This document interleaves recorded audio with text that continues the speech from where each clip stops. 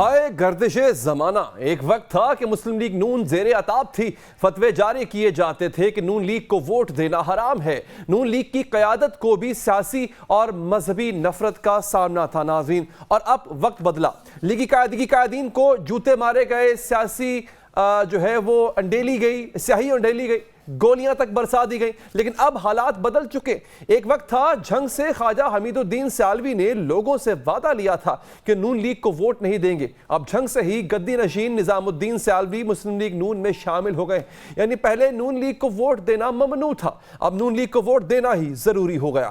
نظام الدین سیالوی سمیت 5 اراکین قومی اور صوبائی اسمبلی نون لیگ میں شامل ہوئے ہیں۔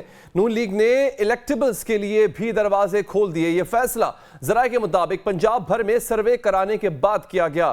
اسحاق ڈار کی نگرانی میں تھرڈ پارٹی کے ذریعے سروے کروایا گیا، جس میں مجموعی طور پر 7 لاکھ سے زیادہ ووٹروں نے حصہ لیا۔ اس سروے کی بنیاد پر پنجاب کے مختلف اضلاع کے الیکٹیبلز کو پارٹی میں شمولیت کا گرین سگنل دیا گیا۔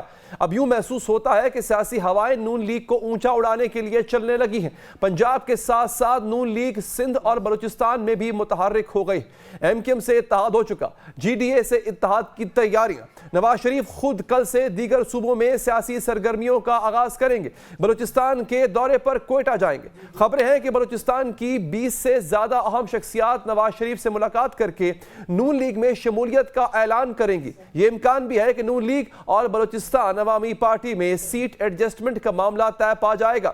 سیاسی فضا ایسی بنا دی گئی ہے کہ جس سے تاثر ملنے لگا ہے کہ انتخابات ہوئے تو نون لیگ ہی فاتح ہوگی۔ 2018 میں حالات اس سے یکسر مختلف تھے، تب تو نون لیگ کو ووٹ دینا ہی حرام قرار دیا گیا تھا۔ سنی اتحاد کونسل کی جانب سے بھی فتویٰ جاری کیا گیا تھا کہ نون لیگ کو ووٹ دینا حرام ہے۔ یہ بھی کہا گیا تھا کہ نون لیگی حکمران پاکستان پر حکومت کرنے کا شرعی اور اخلاقی حق کھو چکے۔ اب دیکھیے ناظرین کہ اپنی سیاست بچانے یا چمکانے کے لیے مذہب کا کس قدر بے دریغ استعمال کیا جاتا ہے، اور یہ بات آپ کے لیے بھی ایک آئی اوپنر ہے۔ آپ بھی اپنی آنکھوں سے پٹی اتار دیجئے کہ جو مذہب کے ٹھیکیدار بنے بیٹھے ہیں، جو مذہب بیچ کے اپنی سیاست چمکاتے ہیں، اب کی بار اگر کسی پہ کوئی فتویٰ لگے، کسی کی سیاست پہ کوئی فتویٰ لگے، کسی کو ووٹ دینے یا نہ دینے پہ فتویٰ لگے، تو آپ نے یقین نہیں کرنا۔ آپ نے دیکھا کیسے مذہب کی دکان کھولی گئی، اس کو بیچا گیا، جب وہ منجن بک گیا تو پھر نیا منجن بازار میں لا کے اس کو بیچا گیا۔ ناظرین 2018 سے پہلے پارٹی کے قائد نااہل قرار دیے جا چکے تھے، یعنی نون لیگ کی بات ہو رہی ہے۔ پارٹی کی قیادت کو مقدمات، جیلوں اور ہتھکڑیوں کا سامنا رہا۔ مذہبی بنیادوں پر سیاست کرنے والی جماعت تحریک لبیک پاکستان کو فیض آباد بٹھا کر دھرنا دلوایا گیا تھا۔ نون لیگ کے لیے حکومت چلانا مشکل کر دیا گیا۔ نون لیگ کے خلاف ایک خاص مذہبی فضا بھی بنائی جا چکی تھی۔ لیگی رہنماؤں کے گھروں پر حملے کرائے گئے۔ وفاقی وزیر زاہد حامد کے گھر پر حملہ ہوا، ان سے استعفیٰ دلوایا گیا۔ راولپنڈی میں چودھری نثار کے گھر دھاوا بولا گیا۔ فیصل آباد میں رانا ثناء اللہ کے گھر کا گھیراؤ کیا گیا۔ لاہور میں بلال یاسین کے گھر پتھراؤ کیا گیا۔ سیالکوٹ میں میاں منشا بٹ کے ڈیرے پر حملہ کیا گیا۔ اسی فضا میں نون لیگ کے قائد نواز شریف پر لاہور کی جامع نعیمیہ میں جوتے پھینکے گئے۔ جوتا نواز شریف کے کندھے اور سر پر لگا تھا۔ اس واقعے کے بعد نواز شریف نے اپنا خطاب مختصر کر دیا تھا اور جوتا پھینکنے والا شخص حراست میں لے لیا گیا تھا۔ نون لیگی رہنما خواجہ آصف پر بھی سیالکوٹ کنونشن کے دوران سیاہی پھینکی گئی۔ پولیس نے اس شخص کو حراست میں بھی لیا، لیکن خواجہ آصف نے اسے معاف کر دیا تھا۔ لیگی رہنما احسن اقبال جو اس وقت وزیر داخلہ تھے، ان پر تو قاتلانہ حملہ کر دیا گیا۔ انہوں نے ایک کارنر میٹنگ سے خطاب ختم کیا ہی تھا کہ وہاں موجود ایک شخص نے ان پر گولی چلا دی۔ گولی احسن اقبال کے بازو پر لگی، جہاں کوہنی کے قریب سے یہ ہڈی توڑتے ہوئے پیٹ میں گھس گئی۔ ناظرین ہائے گردش زمانہ، اب حالات بدل چکے ہیں۔ اب بکھرے اور بچھڑے ہوئے قافلے پھر سے نون لیگ کا راستہ ڈھونڈ چکے ہیں۔ بات کریں گے اسی حوالے سے، ہمیں جوائن کیا ہے نون لیگ کے سینئر رہنما جناب رانا تنویر صاحب نے۔ رانا صاحب بہت شکریہ سر آپ کے قیمتی وقت کا۔ رانا صاحب، وقت کیسے پلٹا کھاتا ہے؟ یہ ہوا کیا؟ مطلب ہم ایک بڑی براڈر پرسپیکٹیو میں آج بات کریں گے کہ جو کچھ آپ کے ساتھ ہوا اس سب کو ٹھیک کیا جا رہا ہے۔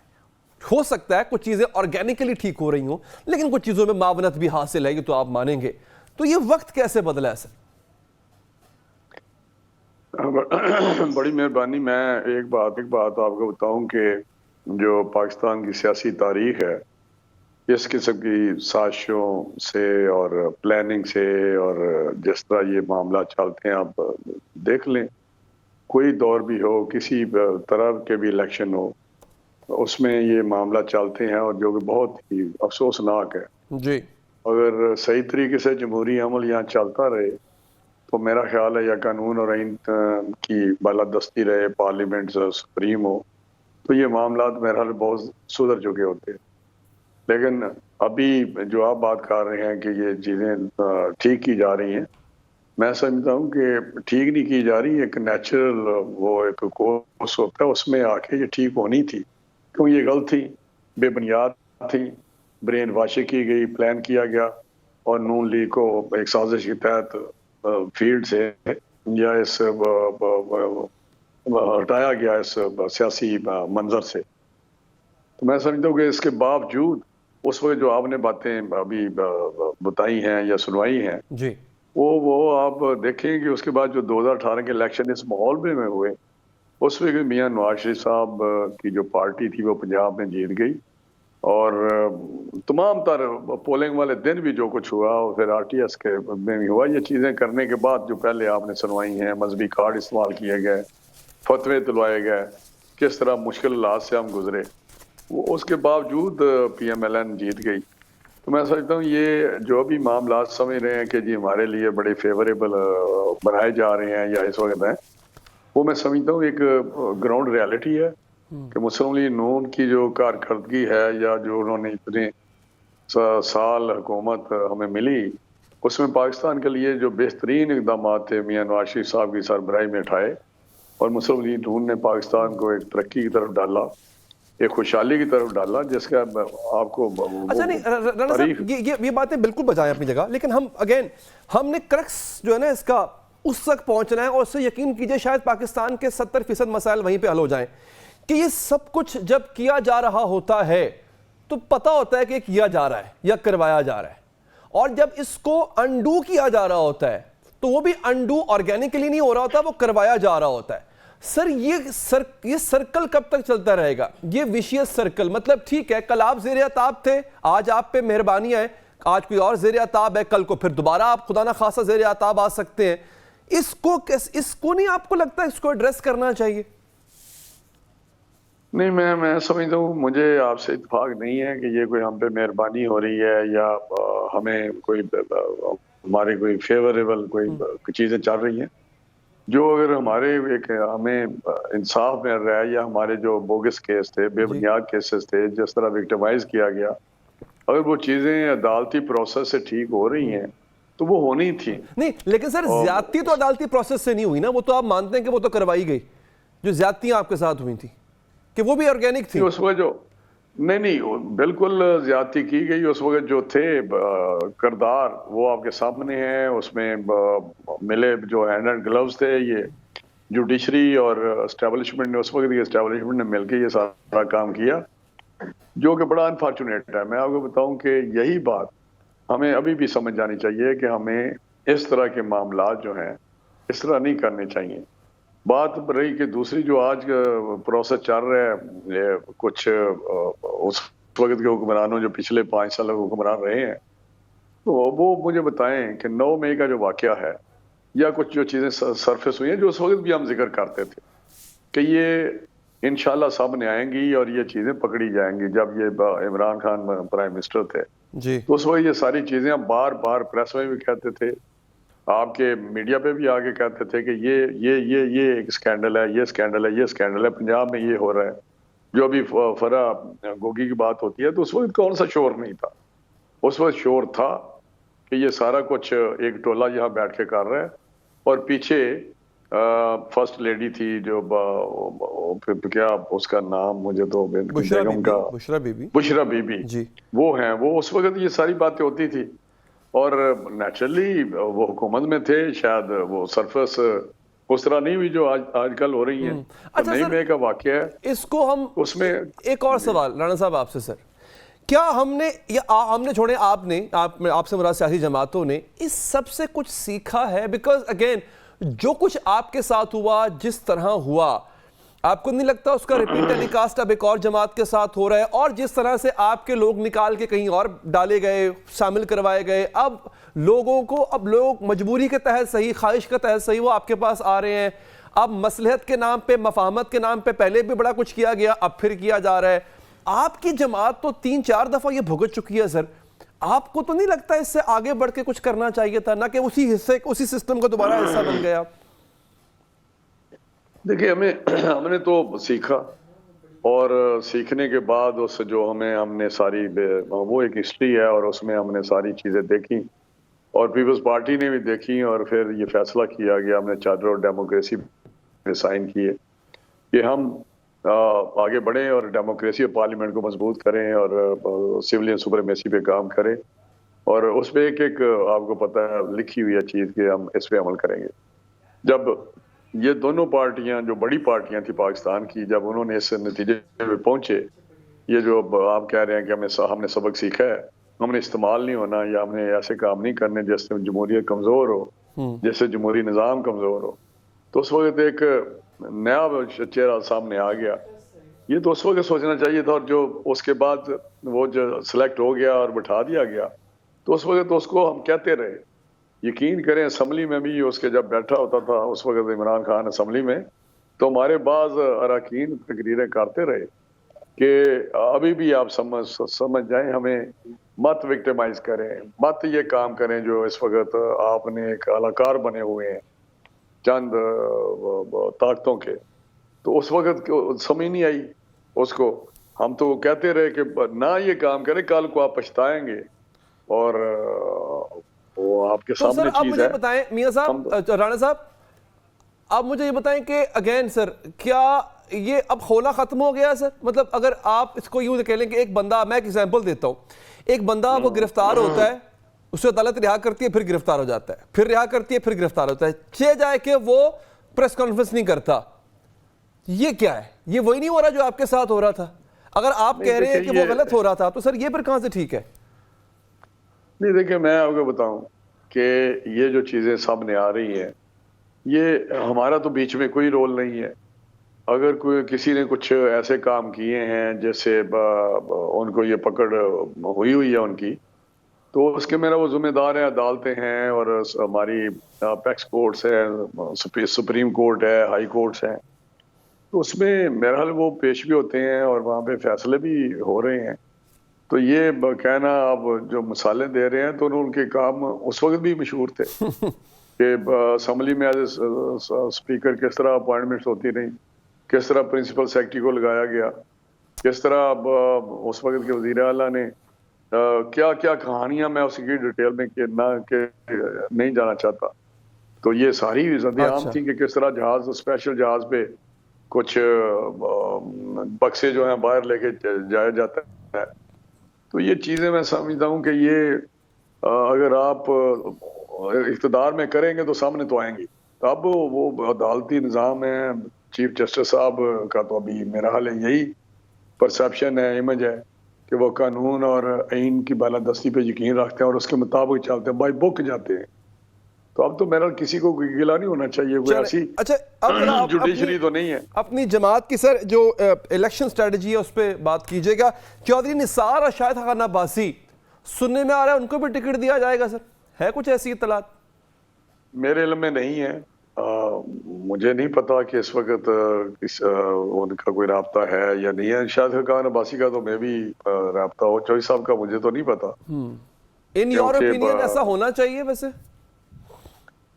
نہیں دیکھیں، میں سمجھتا ہوں کہ یہ تو قیادت کا فیصلہ ہے. اگر وہ چاہتے ہیں، خواہش کرتے ہیں، پہلے تو یہ ہے کہ کیا وہ خواہش کرتے ہیں کہ ہم نے الیکشن لڑنا ہے PML-N کی ٹکٹ پہ. اگر وہ چاہتے ہیں تو پھر قیادت نے فیصلہ کرنا ہے، میں تو اس پہ کوئی کمنٹ نہیں کر سکتا.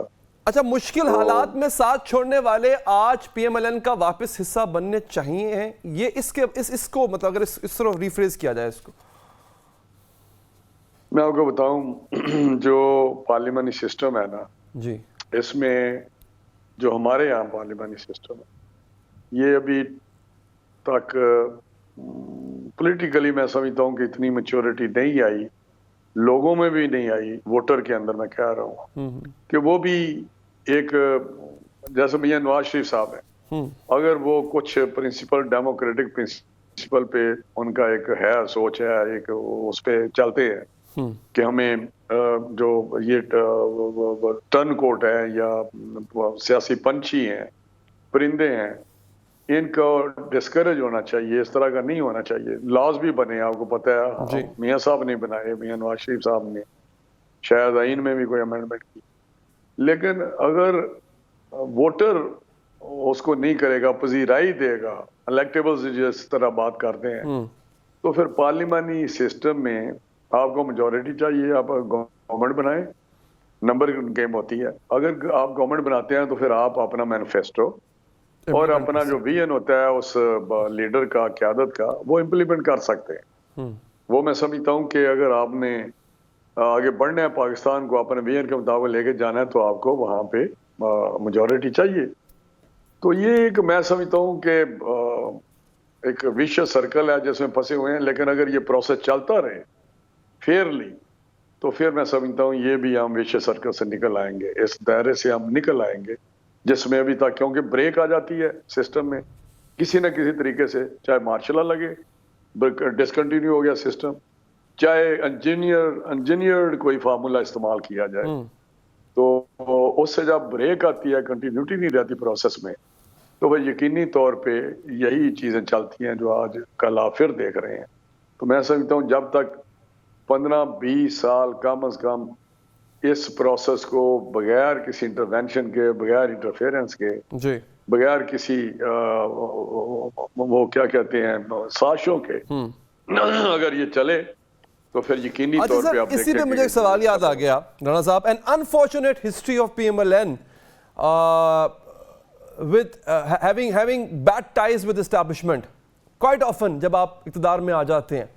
اب کی بار کیونکہ بہت کہا جا رہا ہے کہ نون لیگ اقتدار میں آئے گی، اس بات کو بہت زیادہ تقویت حاصل ہو رہی ہے، اور لیٹ سے آپ آ بھی جاتے ہیں سر، اب کی بار کیا گارنٹی ہے سر کہ فورتھ ٹائم بھی جو ہے وہ ہارنز لاک نہیں کیا جائیں گے اسٹیبلشمنٹ سے؟ دیکھیں میرا خیال ہے بڑی کلیئرٹی ہے ہماری اس سوچ میں کہ اداروں کو اپنے جو آئین میں اس کے لیے دیا گیا ہے رول وہ ادا کرنا چاہیے، اس کے اندر رہ کے ان کو کام کرنا چاہیے. تو میرا اس پہ کسی کو کوئی اعتراض نہیں ہے. میں نے تو دیکھا ہے کہ سبھی ادارے کہتے ہیں، ابھی تو چیف جسٹس صاحب کہتے ہیں کہ جی پارلیمنٹ کی جو اختیارات ہے اس میں ہمیں نہیں مداخلت کرنی چاہیے، ان کا اختیارات ہے لیجسلیشن کا، ان کو کرنے دیں.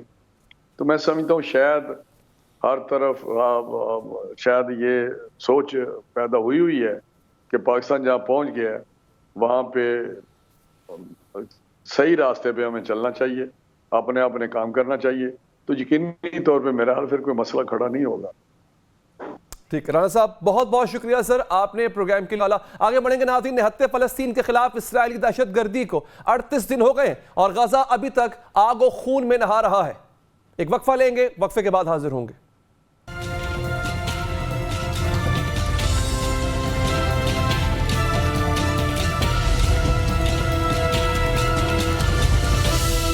ناظرین، نہتے فلسطین کے خلاف اسرائیلی دہشت گردی کو 38 دن ہو گئے ہیں اور غزہ ابھی تک آگ و خون میں نہا رہا ہے.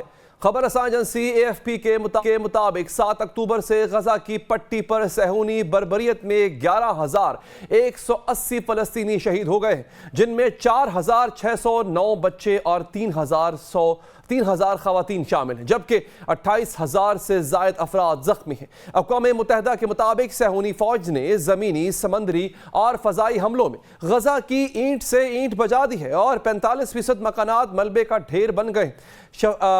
شفاگاہیں یعنی اسپتال جو ہے وہ نہ بچی ہیں، نہ ہی درسگاہیں اور عبادت گاہیں محفوظ ہیں. صحت کے تقریباً 2/3 مراکز بند اور 279 تعلیمی ادارے اجڑ گئے، جبکہ غزہ کی اسلام مسجد سمیت 60 سے زائد مساجد بھی شہید کر دی گئی ہیں. عالمی ادارہ صحت اسرائیلی بمباری کے نتیجے میں غزہ کے سب سے بڑے اسپتال الشفا کے غیر فعال ہونے کی بھی تصدیق کر دی ہے، جبکہ طبی سہولیات نہ ملنے سے 6 نوزائیدہ بچوں سمیت 9 مریض سسک کر جام شہادت نوش کر گئے.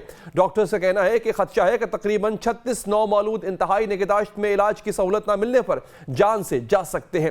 میڈیا رپورٹس کے مطابق غزہ شہر میں الشفا اسپتال 5 ہفتے سے جاری खूनरेज़ी जंग का मरकज़ बन गया है और आज इसराइली फ़ौज अल-शिफा अस्पताल के दरवाज़ों तक पहुँच गई है। आलमी इदारे सेहत के सरबराह डॉक्टर टेंडरुस ने बताया है कि अल-शिफा अस्पताल और इसके अतराफ मुसलसल फायरिंग और बमबारी की जा रही है, जिससे पहले से तशवीशनाक हालात को मज़ीद बदतरीन बना दिया। फ़लस्तीनी वज़ारत सेहत के मुताबिक अल-शिफा अस्पताल में तकरीबन 2000 लोग महसूर हैं, जिनमें मरीज़, तिब्बी अमला और बेघर अफराद भी शामिल। आलमी इदारे सेहत के मुताबिक अस्पताल में 650 मरीज़, 200 से 500 तक हेल्थ वर्कर्स और तकरीबन 1500 बेघर अफराद मुकीम हैं, जबकि अस्पताल से बाहर निकलने का कोई महफूज रास्ता नहीं। इसी तरह अल-कुद्स अस्पताल के अतराफ भी शदीद फायरिंग जारी है। उधर अक़वाम मुत्तहिदा का कहना है कि गजा में होने वाली इसराइली बमबारी से इसके 100 से जायद कारकुन हलाक हो चुके हैं। आलमी इदारा ने गजा में अपने स्टाफ मेंबरान की हलाकत पर आज अपना परचम सुरनगू रखा। दूसरी जानिब गजा के अस्पतालों पर बमबारी के खिलाफ बरतानिया के डॉक्टर्स भी मैदान में आ गए हैं। उन्होंने बरतानिया के वज़ीर आज़म ऋषि सुनक से दफ्तर के बाहर एहतजाज किया और बमबारी रुकवाने में किरदार अदा करने का मुतालबा किया। मुजाहरे के दौरान एक बहुत ही जज्बाती मंजर भी देखने में आया, जब एक खातून बरतानवी डॉक्टर ने अल-शिफा अस्पताल के डायरेक्टर का मैसेज पढ़कर सुनाना चाहा, लेकिन दिल खराश मैसेज पढ़कर वो सबके सामने अपने जज्बात पर काबू न रख सकी और इसराइली बर्बरियत पर उनकी आंखें भर आईं। उन्होंने हिम्मत करके पैगाम पढ़कर सुनाया, जिसमें लिखा था कि हो सकता है सुबह तक हम सब मारे जाएं। बराए मेहरबानी आप लोग हमारे लिए कुछ करें। आलमी इदारों से कहें कि मदद के लिए सामने आएं। एक तरफ जहां आलमी दुनिया गजा में खूनरेज़ी के खिलाफ यकजुबान हो रही है, वहां मुस्लिम उम्मा के 57 इस्लामी ममालिक खूनख्वार इसराइल के खिलाफ किसी अमली इकदाम पर यकसू नहीं हो पाए। एक रोज पहले कहने को तो इस्लामी ताउन तंजीम का गैर मामूली इजलास हुआ, लेकिन हस्बे मामूल ये इजलास भी रस्मी एलामिये से आगे न बढ़ा। वही पुरानी तशद्दुद नुश्तन गुफ्तन और बर्खास्तन वाली गर्दान दोहराई गई।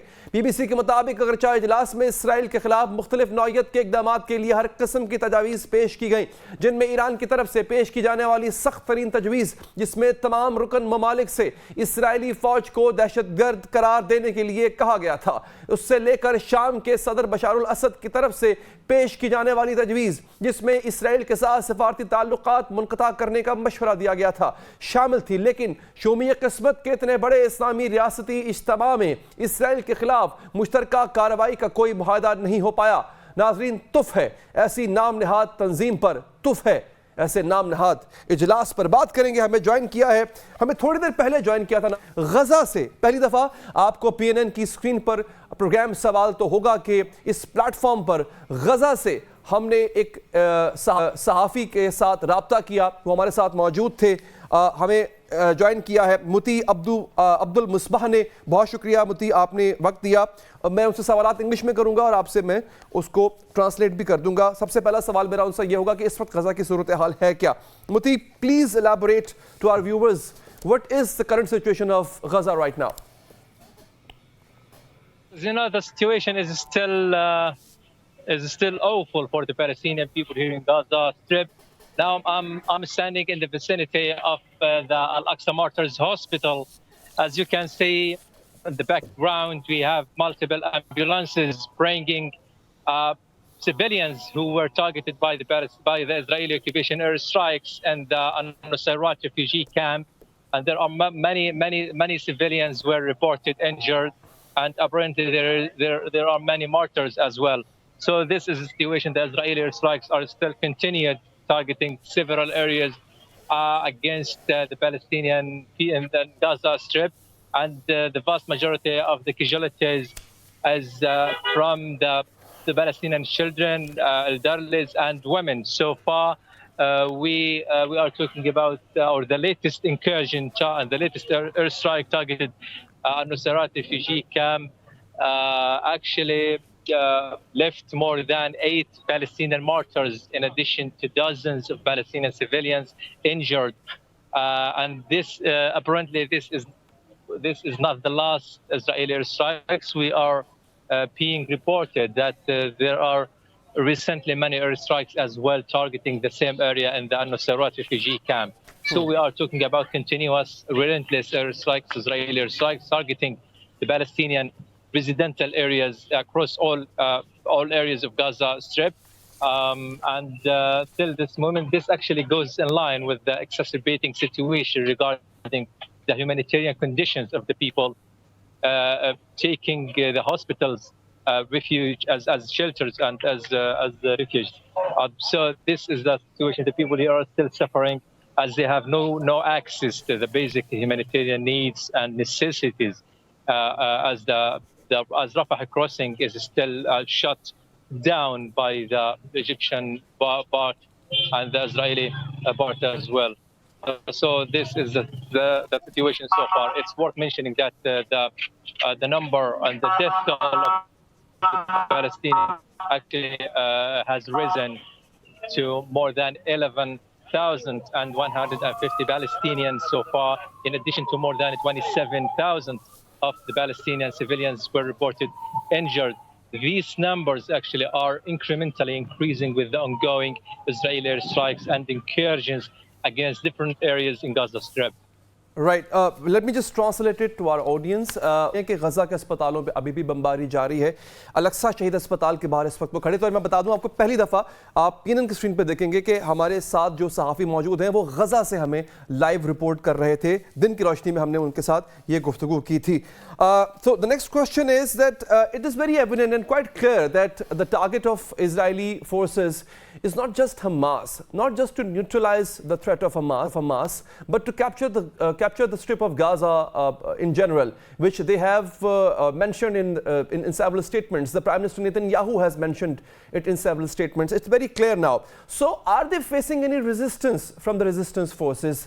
Are they advancing towards the Gaza Strip? Are they advancing to capture the Gaza in general? And are they facing any resistance in response to it? General, as you know, when it comes to the confrontations between the Palestinian resistance members and the Israeli occupation forces invading inside Gaza Strip, there is a relentless Palestinian resistance that prevents the Israeli occupation from going deep and deep inside Gaza Strip. The Israeli, there are many heavy losses for the Israeli occupation forces as the Palestinian resistance defiantly facing the Israeli occupation forces, and these confrontations are still continued so far, and they are it's highly expected to have more and more time. And until this moment, we can say that the Palestinian resistance is still facing relentlessly the Israeli occupation forces inside Gaza. I mean that every moment the Israeli occupation forces announce killing more Israeli soldiers and the battles taking the place. Right. वो ये कह रहे हैं नाज़रीन के असल में civilians को यानी आम शहरियों को मारा ही इसी वजह से जा रहा है कि अब तक जो रेजिस्टेंस फोर्सेस हैं यानी हमास की जो मुजाहिदीन हैं वो अब तक उनके काबू में नहीं आ रहे, इसलिए वो सिविलियंस को निशाना बना रहे हैं। Abu Misbah, the Arab League, they could not reach an agreement, a consensus in order to curtail Israel, in order to mount pressure on Israel to stop this genocide, to stop this ethnic cleansing that it has perpetrated over the several weeks. How do people of Gaza, the people of Palestine, see this betrayal by the Muslim leaders, by the countries whom they were looking forward to? How do they perceive that? The Palestinian people here are literally let down by the international community generally and by the Arab world and Arab regimes as well. It should never be acceptable for anyone to let the Palestinian people face all this kind of this lethal force and this kind of unabated airstrikes that kill everything moving here in Gaza. The Palestinian civilians actually are paying the price of the international silence and the weakness of the Arab regimes and Arab countries.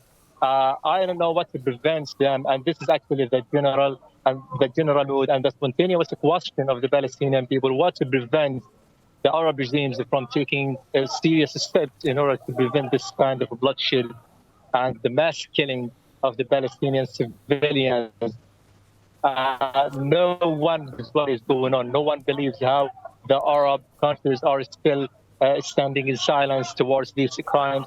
As you know, that the Palestinian people have nothing to do with the repetitive scene in the hospitals here in the Gaza Strip. Is that we have multiple civilians targeted by the Israeli airstrikes who were approached to the hospital, and their beloved ones came after in order to bid a farewell and in order to mourn them to their last destination amid a wide outcry and wide sadness here. And I don't know, actually, I don't know what to say.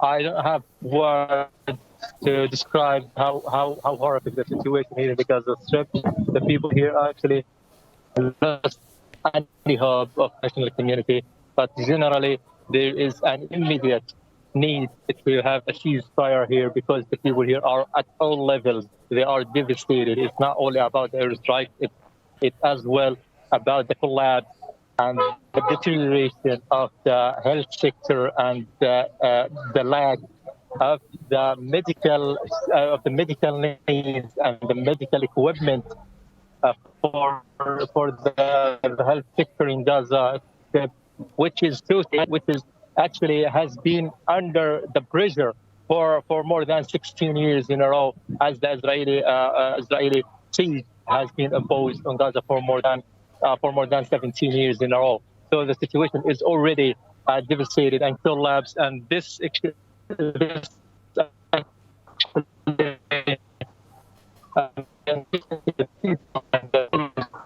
who take the hospital overwhelming the situation, overwhelming the hospital. If I want to talk about the Al-Aqsa Martyrs Hospital, this hospital is not a big hospital.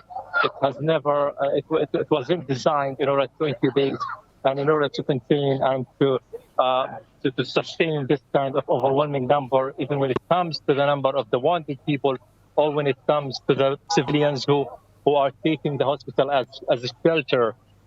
Needless to mention how the people here and the civilians are struggling in order to have their daily meal, or in order to have their water, to drink water, or to have an access to the sanitation.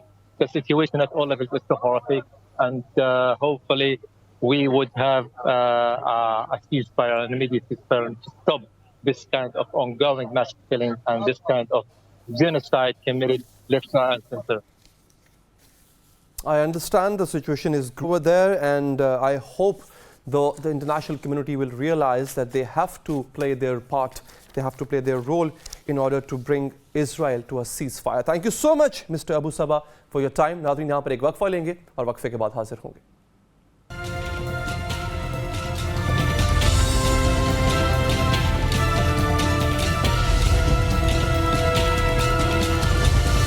के बाद हाज़िर नाज़रीन, मुल्क की मईशत अभी तक pendulum की तरह हिचकोले खा रही है. जहां करेंसी मार्केट में डॉलर एक बार फिर रुपए को रौंदता जा रहा है, वहां पाकिस्तान स्टॉक मार्केट में भी 100 इंडेक्स 56,000 पॉइंट्स की नफसियाती हद अबूर कर गया. कारोबारी हफ्ते के पहले रोज इंटरबैंक में अमरीकी करेंसी की कीमत में 77 पैसे का इजाफा हुआ. क्यों हो रहा है ऐसा, बात करेंगे, पूछेंगे. मैं ज्वाइन किया है मुल्क के मारूफ माहिर मईशत डॉक्टर शाहिद हसन सिद्दीकी साहब. डॉलर के साथ क्या हुआ है? हमने तो बड़ी कोशिश के साथ डॉलर को हम नीचे लेकर आए थे, डॉलर फिर से उड़ान भरने लगा. गुजारिश ये है कि सितंबर और अक्टूबर से मैंने एक दर्जन दफे ये कहा था कि ये जिस तरीके से क्रैक डाउन कर रहे हैं उससे कभी भी रुपए की कदर में पायदार बेहतरी नहीं आएगी, क्योंकि ये तो अंडरग्राउंड चले गए हैं और मईशत ठीक नहीं है. तो मैंने पहले भी कहा था, मैं आज फिर दोहराता हूँ कि ये तो पायदार नहीं है, और मेरे ख्याल से तो जून में ये तकरीबन 330 पे आने का मुझे खदशा नजर आ रहा है. अच्छा. अगर मौजूदा पॉलिसियां जो है वो जारी रही. उसकी वजह ये है कि आप ये देखें ना कि 28 फरवरी को तो ये 177 रुपए का एक डॉलर था, और उसके बाद जो है 12 जुलाई 23 को अगर आप देख लें अभी, तो ये 276 का था. तो सब कुछ करने के बाद अगर 287 है तो ये तो कुछ भी नहीं हुआ. फिर ये तो आप 12 जुलाई के पोजीशन में भी नहीं आए. तो भाई जिस वक्त जिस मुल्क की जो है वो इम्पोर्ट्स एक्सपोर्ट से दुगनी से ज़्यादा हों, تو وہاں کیسے روپے کی قدر بہتر ہو سکتی ہے؟ جبکہ آپ وہ اقدامات بھی نہیں اٹھا رہے، نگراں حکومت جو اٹھا سکتی تھی، جو کچھ انہوں نے کیا ہے وہ تو آرمی چیف کو کریڈٹ جاتا ہے، ان کے کہنے سے انہوں نے تھوڑا بہت کریک ڈاؤن کیا ہے، لیکن بہت سے ایسے راستے اب بھی کھلے ہوئے ہیں جس کی وجہ سے معیشت خراب ہو رہی ہے اور سرمایہ کا فرار بھی ہو رہا ہے، قانونی طریقے سے بھی اور غیر قانونی طریقوں سے بھی۔ تو موجودہ حالات میں تو یہ کہنا کہ صرف کریک ڈاؤن سے بہتر ہو سکتا ہے تو وہ پاسبل نہیں ہے۔ ماضی میں بھی کریک ڈاؤنس ہوئے ہیں، اس سے فائدہ نہیں ہوا اور آئندہ بھی نہیں ہوگا جب تک اسٹرکچرل اصلاحات نہ کریں۔ اور آپ یہ دیکھیے کہ اگر آپ امپورٹس جیسے 5 سال آپ دیکھ لیجئے تو $292 ارب کی آپ کی جو ہے امپورٹس ہیں اور $130 ارب کا ایکسپورٹ ہے۔ 162 ارب کا جب تجارتی خسارہ ہے، اس کو آپ کو جعلی ریمیٹنس سے ادھر ادھر سے پورا کریں گے تو نہ آپ کے ریزروز بڑھیں گے، نہ روپے کی قدر مستحکم ہوگی۔ تو جو نگراں حکومت کر سکتی تھی وہ بھی قانون کے تحت وہ بھی انہوں نے نہیں کیا، صرف آرمی چیف کے کہنے سے اور فوج کی مدد سے تھوڑی بہت بہتری عارضی آئی تھی، وہ گرنا تھا وہ پھر گر گیا اور گرے گا بھی۔ ممکن ہے کہ تھوڑا بہت قسط ملنے کے بعد وہ جو ہے کچھ بہتری آئے، لیکن الیکشن ہونا اور اس سے پہلے آپ دیکھیں گے پھر گرے گا یہ خدا نخواستہ۔ تو ڈاکٹر صاحب یہ بتائیے گا، معیشت بہتر نہیں ہے، اسی وجہ سے ڈالر اوپر جا رہا ہے، تو پھر سٹاک ایکسچینج ساتھ ساتھ اوپر کیوں جا رہی ہے؟ سٹاک ایکسچینج کا اوپر جانا تو کاروبار میں تیزی کے رجحان کو ریفلیکٹ کرتا ہے، تو یہ پھر ایسا کیوں ہو رہا ہے؟ دیکھیے جناب، کوئی بھی ماہر اگر پاکستان میں ہمیں یہ بتا دے جی کہ یہ جو اسٹاک ایکسچینج پاکستان کی تاریخ میں سب سے اونچا چلا گیا، اس کی کوئی ایک اکنامک جسٹیفیکیشن بتا دیں کہ اس وجہ سے گیا ہے، معیشت میں کوئی ایسی بہتری نہیں آئی جس کی وجہ سے یہ آسمان کو چھوئے، جو پاکستان کی 76 سالہ تاریخ میں کبھی نہیں ہوا۔ 2 تبدیلیاں البتہ آئی ہیں، سینٹیمنٹس بہتر ہوئے ہیں۔ آرمی چیف نے یہ بتایا ہے کہ $125 ارب کی بیرونی سرمایہ کاری بہت جلد متوقع ہے، اس کے مارکیٹ میں سینٹیمنٹس گئے، اب وہ آتی ہے یا نہیں آتی اس میں بہت سے ifs and بٹ ہیں۔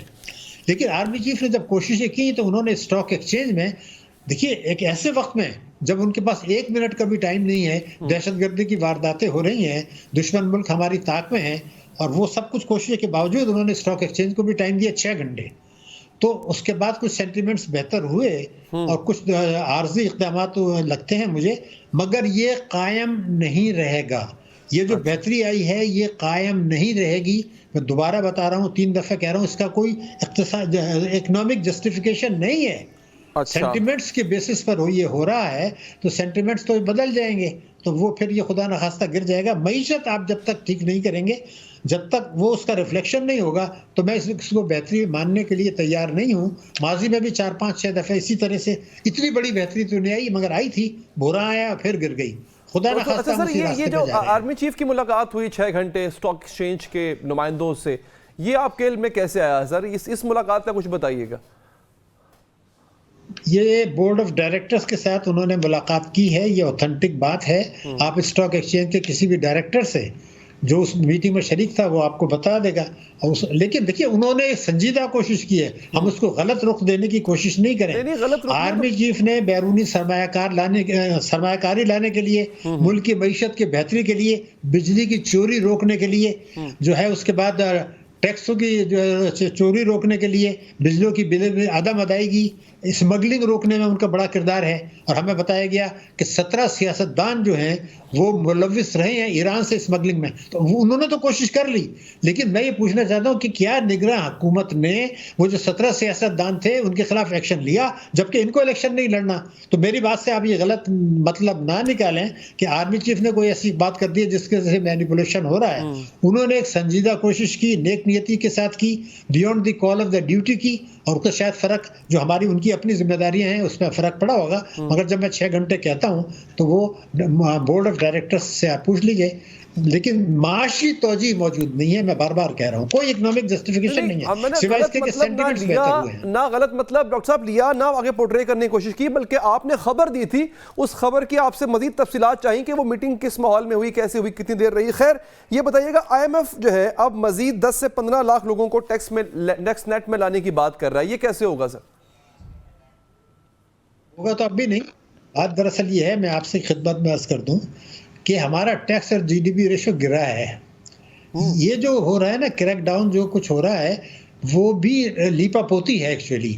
میں آپ کو بتا دوں کہ اس نگراں حکومت کے پاس جو قانونی اختیارات ہیں ٹیکسوں کی وصولی بڑھانے کے لیے مختصر مدت میں وہ قانون سے انحراف کر کے وہ نہیں کر رہے، قانون سے انحراف کر کے ٹیکسوں کی وصولی نہیں بڑھا رہے۔ یہ ٹیکس دہندگان کا تو دائرہ ماضی میں بھی جب وسیع ہوا تو پتہ چلا کسی نے نیل ریٹرن دے دی، کسی نے جو ہے نا 100 روپے ٹیکس دے دیا۔ کیوں؟ کیونکہ آپ نے ایک ڈرامہ رچایا ہے ملک کے اندر، پچھلی حکومت میں بھی، اور وہ یہ ہے کہ نان فائلر کا کنسیپٹ لے کے آ گئے۔ لیکن نان فائلر سے جو آپ ٹیکس لے رہے ہیں اس سے بہت کم ہے جو کہ فائلر دے رہا ہے ایمانداری کے ساتھ۔ تو آپ تو ایک طرف نان فائلر لوگوں کو بنا رہے ہیں، دوسری طرف آپ ان کے اوپر کوئی ایڈیشنل ٹیکس لگا رہے ہیں۔ 9 کروڑ آدمی ایسے ہیں تقریباً جو بیچارے جن کے پاس موبائل ہے لیکن وہ ان کی آمدنی بہت کم ہے، لیکن آپ ان سے ایڈوانس ٹیکس لے رہے ہیں تو وہ پھنس گئے ہیں بیچارے۔ اسی طرح سے ہاؤس وائف سے لے رہے ہیں جن کی آمدنی نہیں ہے، بینکوں میں ڈپازٹ ہے۔ تو اس طریقے سے لیپا پوتی کر کے ہی کیا رہے۔ ٹیکس دہندگان کا دائرہ ضرور وسیع کرنا چاہیے، لیکن یہ کام جو ہے صحیح معنوں میں نگراں حکومت کو نہیں ہوگا۔ نگراں حکومت نے جو کچھ کرنا ہے وہ ٹیکس کی چوری اور جو ناجائز اثاثے ہیں جن کی تفصیل ہے وہ کر کے وہ اگر کم سے کم میرے اپنے خیال سے اپنے دور حکومت میں 500-600 ارب روپیہ لا سکتے تھے، لیکن وہ قانون توڑ کے نہیں لا رہے، لیپا پوتی کر رہے ہیں۔ کبھی کہتے ہیں کہ جناب بجلی کے جو جن لوگوں کے کنیکشن ہیں ان کی لسٹ ہمیں دے دیں۔ ارے بھائی لاکھوں لوگوں کی لسٹ لے کے آپ کیا کریں گے؟ 41 لاکھ آدمیوں کی ان کے پاس فہرست ہے جن کے چوری کے اثاثے۔ ٹھیک ہے، بہت بہت شکریہ ڈاکٹر صاحب، آپ کا پروگرام چاہتا ہے مجھے دیجیے اجازت، اللہ نے کے بعد۔